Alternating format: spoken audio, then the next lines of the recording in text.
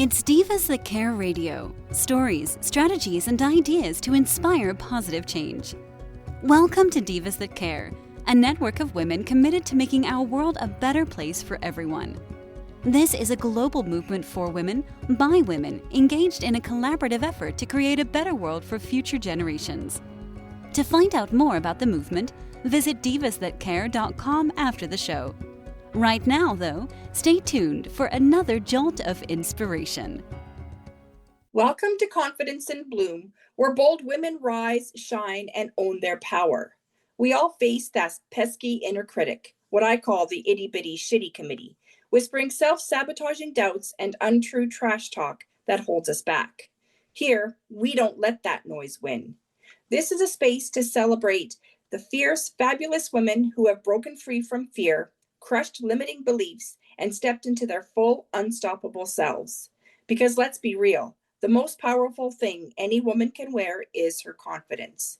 I'm Tina Spoletini, your host with the Divas That Care Network, and I will bring you real stories from women who reclaimed their voice, embraced their worth, and are lighting the way for all of us. Ready to bloom into your best self? Let's dive in.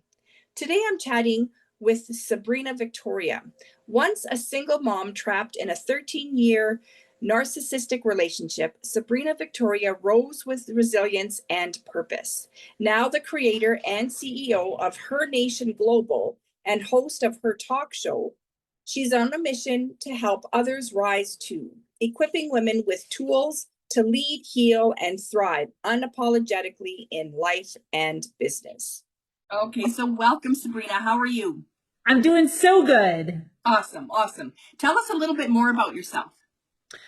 Well, I am a mother. My son is 21 years old. I run a company called Her Nation Global, where I help women entrepreneurs, women business owners, take their life to the next level, take their business to the next level. Oh, I love that. Okay, so Her Nation, what exactly is that?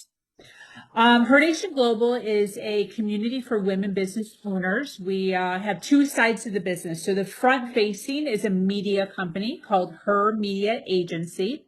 And we do podcasting. We run a digital magazine. We do visual creation. We do website rebranding. And then the back end of the business is a community called H Club for women business owners. It is masterminds, networking, business workshops, sales workshops to really help women create businesses that are thriving, businesses that are surviving.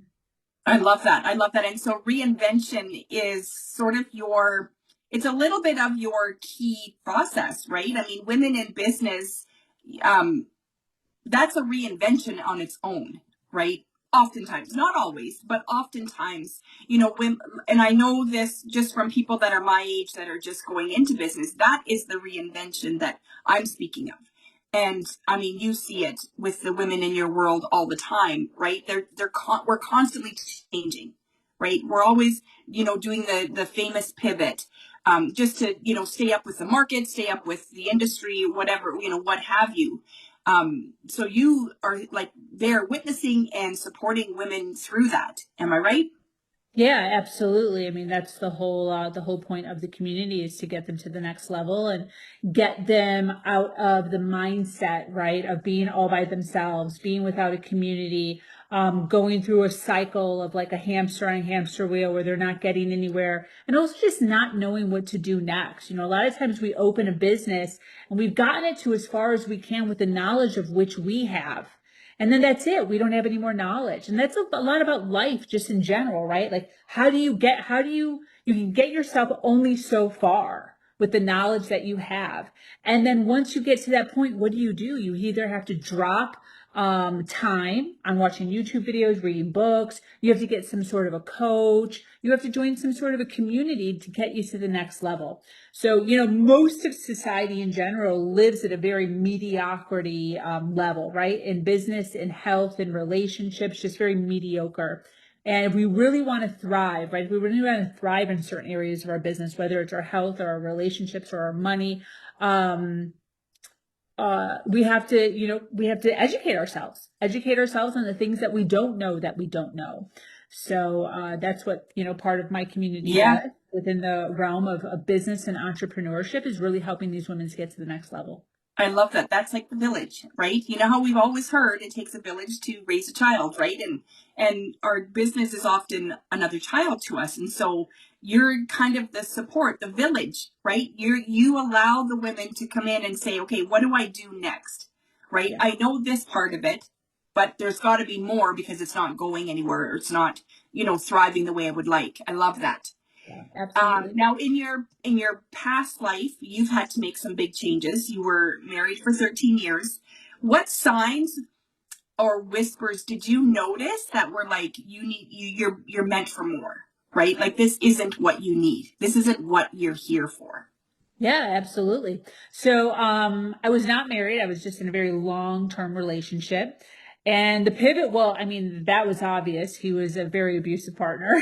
So, I was dealing with mental, emotional, sexual, and financial abuse for that duration of time. And really what happened was probably about 8 years in, I had a total epiphany. I always say Google saved my life. I was on the floor in the fetal position, in the dark, in the bathroom, bawling, just screaming and crying like death was coming out of me, just feeling so stuck, so unhealthy, so much like a prisoner, like a slave in my own life, having no way to get out, no way to escape, not understanding why I was so unhappy.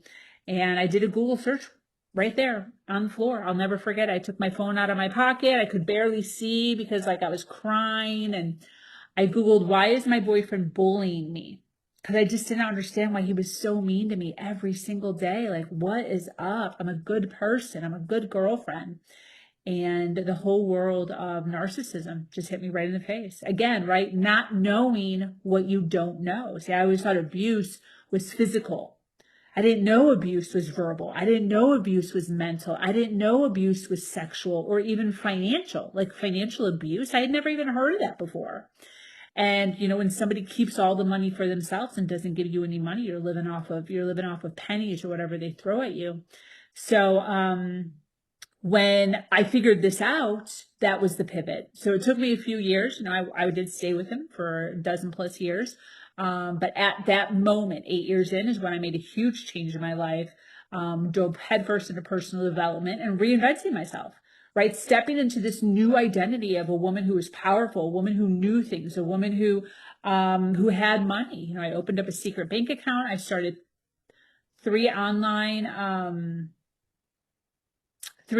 businesses covertly, and I started saving money just under the radar. And then literally one day I just ran away. Oh my God. So first I want to say I'm sorry that you had to go through that. I don't think any person, any human deserves to be treated that way.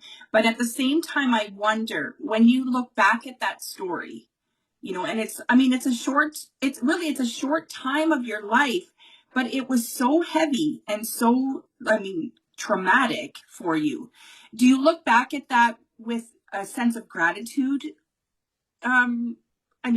Gratitude maybe is a strong word, but do you look at that and say, I'm grateful that happened because I wouldn't be where I am today if it wouldn't have? Or do you look back and say, do you still kind of, everybody wishes that wouldn't happen, but, when you look back at that story, what goes through you? I would do it all over again. Yeah. I would do it all over again as is. I learned so much from that story. The personal development, the education that I've given myself since that relationship, I don't think I ever would have gotten to the power, the strength, and the mental capacity that I have now if it wasn't for that relationship. And really the whole story leading up to the relationship, right? Getting pregnant out of wedlock, being in a very strict religion. I would do the entire thing all over again, knowing the results that I ended up with. Absolutely. I love that. And I don't love that it happened. And I don't love that, that this kind of stuff is happening around us all the time. But I love that you can walk away from it and be, somewhat grateful for it. Because, first of all, you got a beautiful child out of it, right? That's, usually when, women are like, that's the first thing that I don't regret. But, yeah. Right, where you stand today would be totally different if you wouldn't have gone through what you went through. Yeah. Right. Yeah, absolutely. And I think I wish more people would understand that. And I know that your listeners here with your podcast are very much on that journey of like trying to figure that out, trying to realize what is the reframe? Why did this happen? What can I get from this?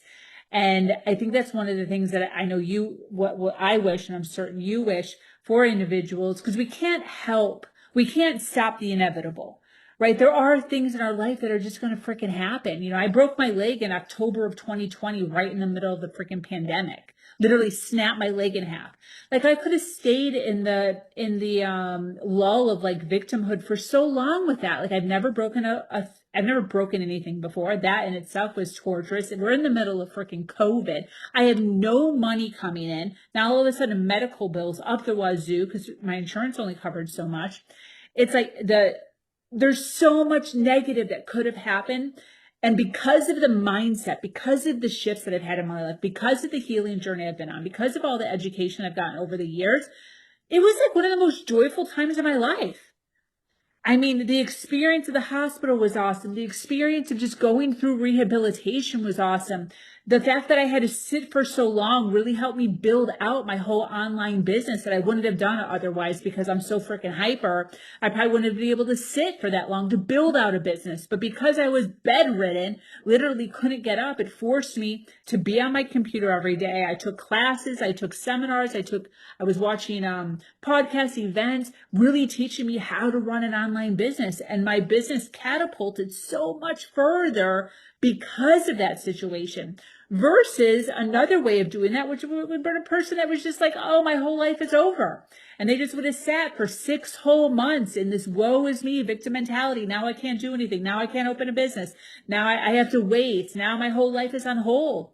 I did it totally different. And a lot of that came from linking up with coaches like Tina, learning how to reframe how I do life, how I view life, how I view challenges, issues, circumstances, struggles that happen in my life. And instead of sitting in a lull for any more than a couple hours or even a day max, right? I move on. I figure out what are the benefits? What is the goodness that's happening from this and capitalize on those things. Did it hurt? Yes. Did it suck? Yes. Did I cry? Yes. Did I gain a ton of weight? Yes. All those things were super sucky, but I did not concentrate on any of those things. I only concentrated on the good things that came out of it. And because of that, right, so much goodness was able to come out of it. Right. And with that being all said, I mean, that doesn't mean that, you know, you're going to fall, break your ankle or break your leg and lay there on the floor thinking, okay, so what's the good here? Yeah. Right? Like it doesn't happen within seconds, right? Absolutely. I mean, at the end of clearly it is more about get me through this, right? Like I need to get through this. I can't sit in the lull. Like I'm in pain. I need to move on. You know, what do I do so that I can move on? And I think that's the whole world of personal development, Absolutely. right? I mean, we're not taught how to improve our lives unless we've had a reason to. Yeah. And so, you are allowed to sit in the black of it. Absolutely. But just you have to have the willpower and the self-control to get yourself out of it, right? Exactly. And exactly. positive mindset is where we do that. Exactly. So now, obviously, you didn't like lay there on the floor, wake up and say, okay, I'm going to start these 3 businesses. I'm going to, put money away. I mean, obviously this came to you like slowly. Gradually. Now, I don't want to talk about the relationship because it's not really about the relationship. I want to talk about you. What kind of challenges did you come across in that process of, becoming that person that ended up breaking your ankle or your leg and still being able to continue with the online growth? Yeah, I mean, if we're talking about when I was back in my relationship, I mean, there was so much stuff, which is why it took me so long, 12, 13 years in the relationship. I figured it out at year 8. That's a lot of years, right? The reason there was so many years is all kinds of things: self-doubt, fear, uncertainty. Can I do it? when you're in a narcissistic relationship, for those of you that have been in one before, you're getting told that you're dumb, stupid, idiot every day. You're getting told that you're fat. No one loves you. You'll never amount to anything. You're worthless. You're ghetto. You're trash. Like all the things, right? I'm Hispanic descent. When he found me, I had no mother, no father, no family, no friends, right? Because I had been disowned by everyone I'd ever known. I'm living in the ghetto. I have no freaking money. So he used all this against me every single day. You're Mexican, ghetto, trash, single mom. Your mom and dad don't love you. All every day while I'm trying to build my power, while I'm trying to go through personal development, while Les Brown is telling me anything is possible, while Tony Robbins is saying step into your power, change your identity. And then I have this man over on the other side just saying all this shit to me. So it was a constant. Not only is it constant whether you have someone like that in your life or not, that's like a constant thing that's going to happen anyways, but even more so, right? So one of the things that I always use in my story is we already have difficultness in our own mind of back and forth and back and forth and back and forth. I'm a normal person. I don't have a college degree. I was a single mom. I had no help from friends or family, nobody to lean on, zero, nobody to lean on. And if I can do it, you can do it, right? I had this man telling me every single day that I was worthless, stupid, and dumb. If I, with no education, no background, no means, no money, can somehow crawl her way out, literally crawl up a mountain to get out of this, anybody can do it. Anybody can do it. Yeah. And I really like to implore that when I tell my story, because a lot of times it's you don't understand my situation. No, I don't understand your exact situation, but I do know that mine was real tough, mentally, emotionally, and physically. And financially. So figure out what are the good things. Figure out what are the benefits. Figure out what can you do versus what can't I do. See, during the duration of my entire relationship, it was always oh, I can't do that because of this. I can't do that because of him. I can't do that because of my situation. I can't. But when I started to get into personal development, one of the things that I was taught was, okay, yes, you can't do all of that. Got it. What can you do? Yeah. And when I really started to concentrate on what is possible, what could I do? What would that look like? All of a sudden, all of the opportunities that I had been missing the whole time, that were there the whole time, all of a sudden started perking up right in front of my freaking face. Yeah, when you open your mind. Yeah. Yeah, exactly. Yeah. And so a lot of times we're just so stuck in all the negatives, like my broken leg, for instance. There was a lot of negative things that were happening. I did cry. It did hurt. I did have to go to therapy and it sucked really bad. And I wanted to punch my therapist in the freaking face every day because he was so mean to me. But that's not what I'm concentrating on during that time. That's not what I'm concentrating on now. I am so grateful for that time. And same with the situation, that I came out of. And to your point, as far as it's not like when you're on the ground with a broken leg, you're immediately thinking, what are the benefits? Yes to that. And the amount of time that you sit in victimhood is up to you. It's literally up to you. Yeah.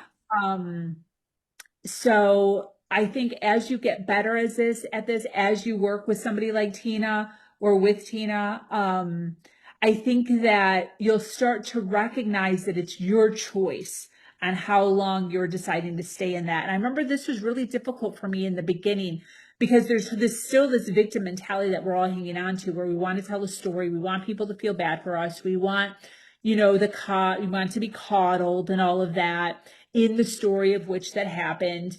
And I had to get over a lot of that. I had to get over no, you know what, girl?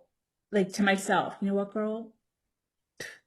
You don't have to be sad. You don't have to keep carrying this around. You can let go of this. And that was really a real eye-opener thing for me, because I was so used to being in a victim mentality that it was hard for me to let go of my stories a lot, because it's I wanted to dwell in it and maul on it and get all the accolades and all the hugs and all the stuff from it.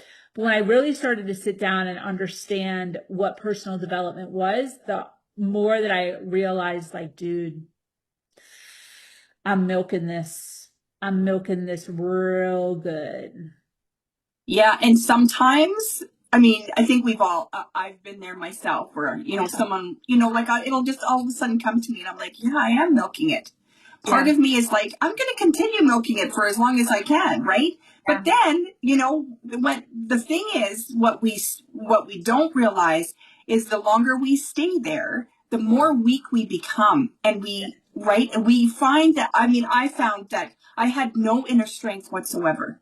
Right. And then I had to, like, you know, sit there and ponder and go, okay, so that's not me. That's not who I am. Why am I behaving this way? Right? Why can't I be strong? Like, I don't have to give, you know, everything that I had done before. Right? Right. And so that's the internal work that we all need to do. And I mean, it sounds like from your story and from who sits in front of me today, I mean, you're a different person. You know, like, to me, it seems very obvious that you're not the same person that was laying on the floor, you know, asking, why is my boyfriend bullying me? Like, you know, I mean, that makes me really sad that people have to do that to feel their power. Yeah. Right? Like, that just makes me so sad. And you were like the victim of, and it wasn't even about you, right? That was all about him, right? And he just used you. Wow. Okay, so let's not talk about the story anymore. Let's talk about now, in order for you to make the changes, what kind of habits and mindset shifts did you have to make? I mean, we talked a little bit about them, but I mean, it doesn't just happen. You need to create like a structure or a strategy in your everyday life to keep that going. What kinds of things did you do? Like, what kinds of habits did you create? You know, what kind of people did you have around you to keep moving? Yeah. So, number one, listening to something personal development or motivational or inspirational every single day. Every single day. When I worked out, when I was walking, when I was grocery shopping, when I was driving, I had podcasts play. I stopped listening to music completely. Not because music is bad, but because I had bigger things that I needed to figure out. So listening to money podcasts, business podcasts, personal development, self-love podcasts like this that Tina's running right here, to really help me hear other people's stories on how they did it, how they accomplished it, how they were able to do it. So every day immersing myself in other people's stories, because I didn't have self-love myself. I wasn't able to do it myself. So I had to leverage other people's stories, other people's circumstances, and climb and hang on to their stories to give me strength to be able to go on in my life, to figure out my life, to create a plan in my life. So that was number one. Every single day, without a doubt, I literally stopped listening to music for like probably 10 years of my life. Oh my goodness. There's a whole section of my life, even after I left, because then I was in a money lack, because then I left the certainty of what he was providing for me financially. And I needed to throw myself into my business and making fucking money, because he had told me that I was going to end up, when I left him, he's like, you're going to end up back here within 6 months with your tail between your legs, or you're going to be living in a dumpster at the freaking office in a cardboard box. You're never going to make it. And I was so scared to death. So even after I left, I had to freaking stay honed in, focused in on making enough money so that I could relax, and I didn't ever, ever, ever have to worry about going back to him. So, number two, I made a plan. An absolute plan every single day. Every single day I would write stuff down. I actually still have my money journal. So my money journal, when I in 2017 was when I started a money journal. I think I already left him at that point. But this is one of the things that I did. I had to get real with my money. How much money's in? How much money's coming out? How much money do I have? How much money in my stocks? How much money in my credit cards? Where am I at financially? And I've literally done this every single month. You can see I just did it fucking yesterday. 8/5/25. Yesterday, I just did it. I have done it every single month. I have not missed a month since 2017. Every single month. How much money do I have? So that I could feel confident in my ability to be able to sustain my life. making sure that it's going up every single month. And if it comes down, why is it coming down? Because I'm investing into my business, right? A plan as far as like, what's next?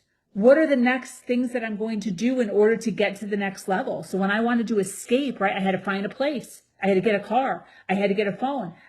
Because he owned everything, right? He owned everything. I had nothing. So I had to save enough money for a car, and I wanted to pay it off in full because I didn't want, he had me so scared that I wasn't going to be able to make it. I had to pay off a rental for a year because again, I was so scared. So I had to get enough money for that. I had to pay off a phone, right? In full, the phone in full. So I had to pay was the monthly membership. So there was a certain amount. I added it all up.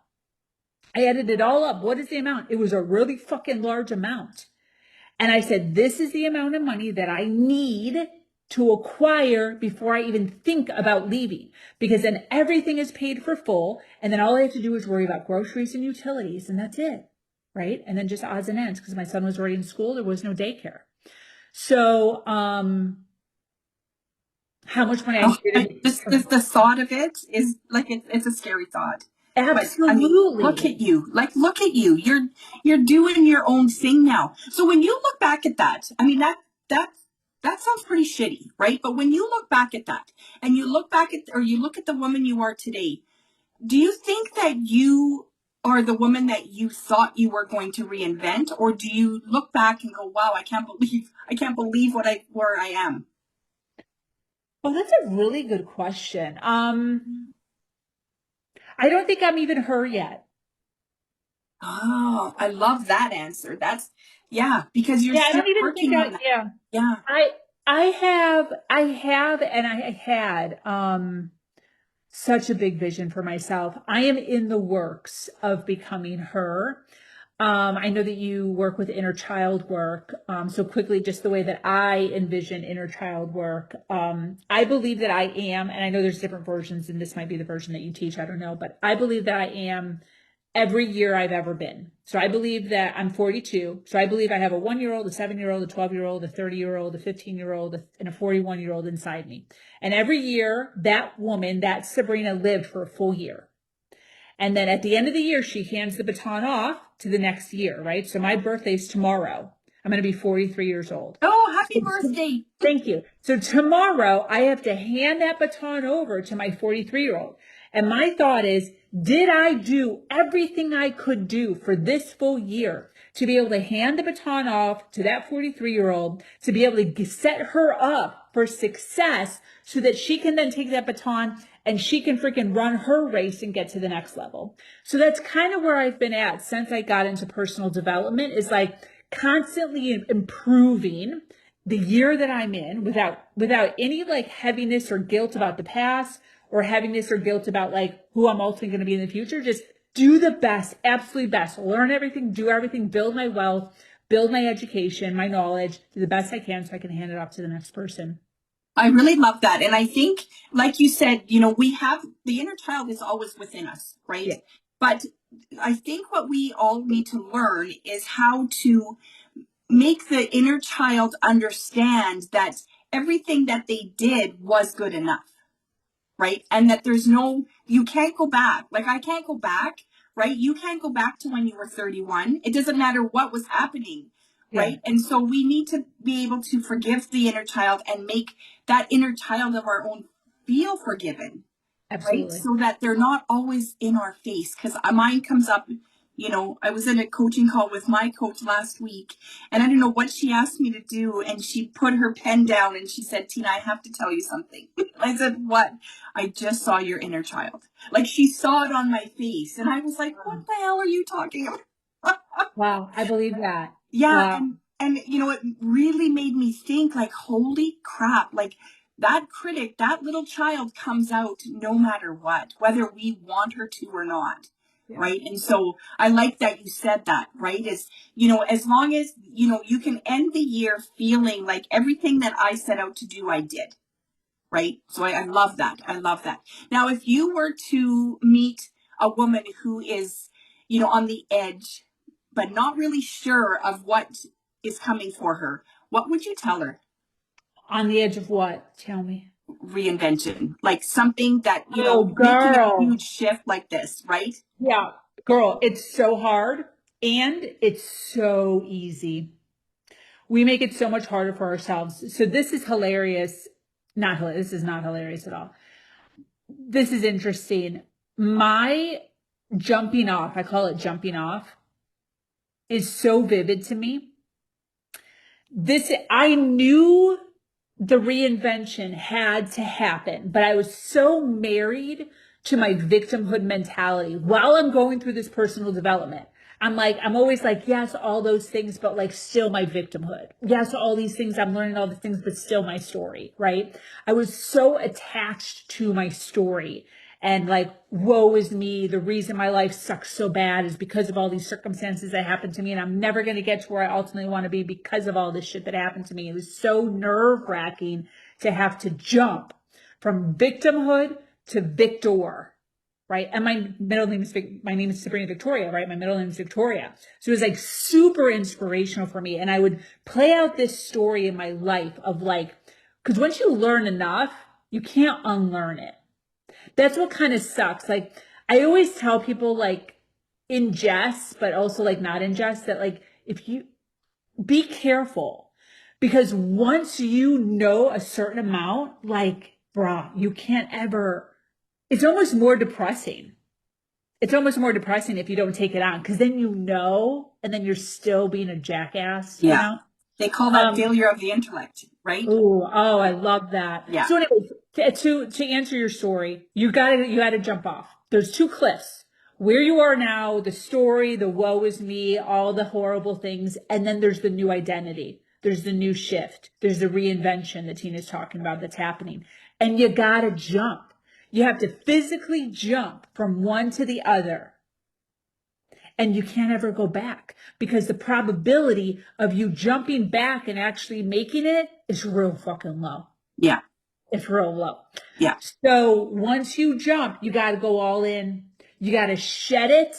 You got to shed the stories and you got to jump all in on the new identity. But what you have to do before that is you have to start tippy-toeing into the story.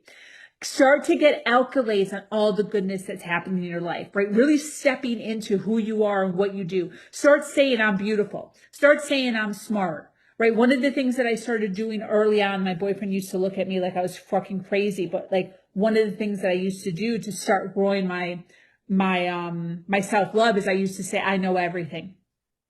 Right. So he'd say like little sarcastic things when I did something right. He'd be like, oh, look at you.